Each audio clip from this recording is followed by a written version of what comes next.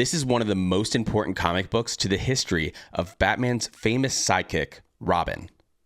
Let's take a look. Okay, like I said, this is definitely one of the most important books in the history of the character of Robin, specifically Jason Todd Robin. This is Batman 428 from 1989. The writer was Jim Starlin, and the artist was Jim Aparo. But this beautiful cover was actually done by an artist I really love, Mike Mignola. You can see he signed it right there. He is famously the artist from Hellboy, and I absolutely love when he does work for DC or Marvel, so I always love picking up those books. So it's really great that we have him doing the cover of this book. Now let's talk about the importance of this book in the history of Robin.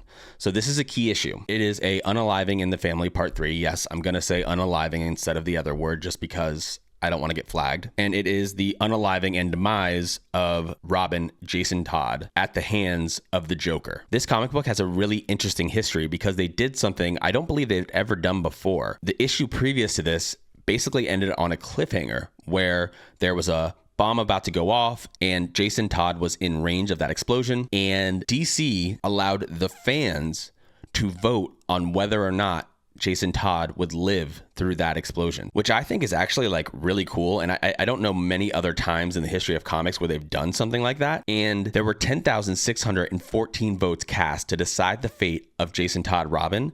And it was decided by only 72 votes that he would not live through the explosion. DC even had both outcomes ready to publish. So they had, pages drawn up where Batman is relieved to see that Jason Todd lives. And then they had the pages drawn up where, he obviously finds that he did not make it. Now, let's quickly talk about the story points in this Demise in the Family arc and some important facts about Jason Todd himself. Now, as a reminder, Jason Todd is the second Robin after Dick Grayson when he becomes Nightwing.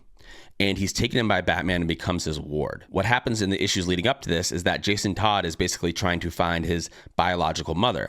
And he's traveling to different places, and eventually he does find her in Ethiopia, and her name is Sheila Haywood. The unfortunate thing is Sheila Haywood has been involved in some shady and illegal business dealings and is being blackmailed by the Joker. She eventually ends up actually handing over her son to the Joker, who would go on to brutally batter him with a crowbar, leaving him barely alive. And this is where he ends up in the radius of that explosion. And this is where we have the cliffhanger that would lead to the vote deciding his fate. As many people know now, years later, Jason Todd would actually come back, being revived in the Lazarus pits by Talia al Ghul. He was then trained by the League of Assassins and returned to Gotham as the anti-hero, the Red Hood. This was a major turning point in the history of the character. And I think this is just a really important comic book. And for those reasons, I'm just super happy to have this comic book in my collection.